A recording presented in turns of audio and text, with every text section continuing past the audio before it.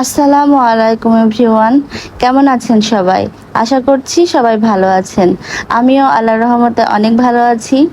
আমরা এই যে আদিয়ানের দাদা বাড়িতে ছিলাম 2 দিন, এখন চলে যাচ্ছি। সকাল সকাল বের হয়ে পড়েছি। এখন আমরা বাজারের উপরে এসেছি, নাস্তা করব। গাড়িটা থামিয়ে আমরা এখন নেমে পড়লাম। এই যে সকালবেলা আসলে বের হয়েছি, তো বেশি সকালে বাসায় খাবার দাবারের ব্যবস্থা করাটা একটু কঠিন হয়ে যায়। এজন্য আমরা বললাম যে খাওয়া দাওয়ার ব্যবস্থা করার দরকার নেই, আমরা বাইরে থেকে খেয়ে নিব। ওর বাবা বলল যে চলো আজকে বাজারের পরোটা খাই। আমি তো খুব খুশি, হ্যাঁ, কারণ সকালবেলা হোটেলের নাস্তা আসলে অনেক মজাদার। আর যদি হয় হোটেলের পরোটা তাহলে তো কথাই নেই।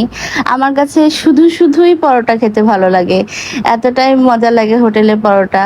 অবশ্য আমি খুব ফুডি একটা মেয়ে, যার কারণে হয়তো বা আমার কাছে শুধু শুধুই ভালো লাগে, অন্যদের কাছে কেমন লাগে আমি জানি না।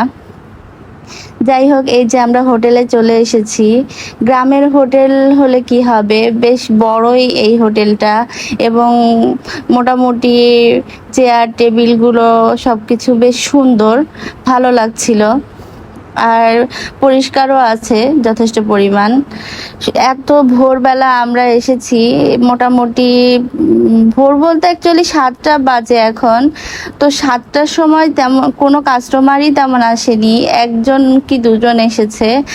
আর এই যে আমরা এসেছি সকাল সকাল, এই যে চলে এসেছে আমাদের পরোটা, ডিম ভাজি, ডাল। আর আপনাদের ভাইয়া খেতে শুরু করেছে খিচুড়ি। সে বলছে আজকে আমি পরোটা খাবো না, আমার খিচুড়ি খেতে ইচ্ছা করছে। আর আমি তো বললাম আমি তো হোটেলে পরোটা খাবোই। এদিকে আদিয়ান বেচারা, ওকে সকালে ঘুম থেকে উঠিয়ে নিয়ে এসেছি, ওর অনেক খারাপ লাগছে। সে বলছে যে সে কিছুই খাবে না। কি আর করা, ও বসে বসে বলছে আমার ঘুমাবো, ভালো লাগছে না আম্মু, ভালো লাগছে না। এই তো, যাই হোক, আমরাও খাওয়া দাওয়া শেষ করলাম, তাড়াতাড়ি খাওয়া দাওয়া শেষ করে আবার রওনা দিয়ে দিয়েছি। তো যাওয়ার পথে একটা জায়গা আছে, দত্তনগর ফার্ম বলে সেই জায়গাটাতে আমরা একটু থামলাম। জায়গাটা এত সুন্দর, চারপাশে মাঠ, এত সবুজ। আর মাঠের ভেতর দিয়ে একটা সরু রাস্তা চলে গিয়েছে, ওখান দিয়ে মনে হচ্ছিল হেঁটে বহুদূর চলে যায়। যতদূর চোখ যায়, যতদূর রাস্তাটা গিয়েছে এই মাঠের মাঝ দিয়ে চলে যায়, এরকম ভালো লাগছিল। কিন্তু কি আর করা, আমাদের গন্তব্য তো অন্য জায়গায়। এই তো আদিয়ানকে বললাম বাবা একটু রান করো তো। আদিয়ান শুরু করে দিল দৌড়ানো, সে দৌড়ে অনেক দূর চলে গিয়েছে। আবার বললাম যে বাবা তুমি একটু চলে এসো রান করে, আবার সে চলে আসলো। আমার ছেলেটা আমার ভিডিওর মডেল হিসাবে কাজ করে মাঝে মাঝে। ওকে একটু এটা সেটা বললে সে তখন সেটা করে দেখায়। আবার মাঝে মাঝে একটা কথাও সে শুনবে না, তার যা মন চায় সে সেটাই করবে। এই তো দেখুন, আমি দুপাশ শুধু দেখছি আর মুগ্ধ হয়ে যাচ্ছি। কি যে অসাধারণ চারদিকটা, মানে এত সুন্দর কিভাবে হয়!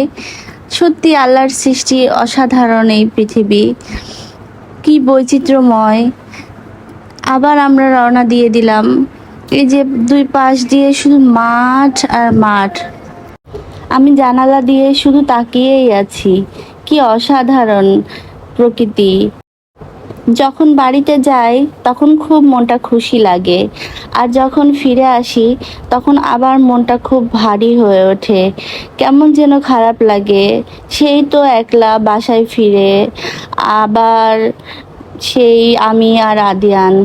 এই যে চৌগাছাতে একটা মিষ্টির দোকান আছে, আসল ঘোষ ডেইরি, এখানে মিষ্টি খুব নাম করা পুরা যশোরে।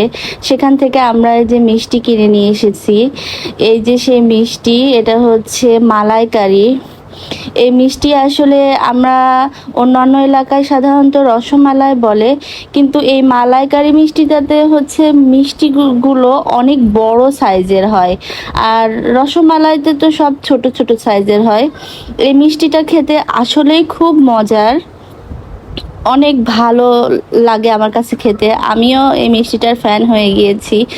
যাই হোক, আপনারা সবাই ভালো থাকবেন, সুস্থ ও নিরাপদে থাকবেন, এই শুভকামনায় আজকের মতো আমি বিদায় নিচ্ছি। আল্লাহ হাফেজ।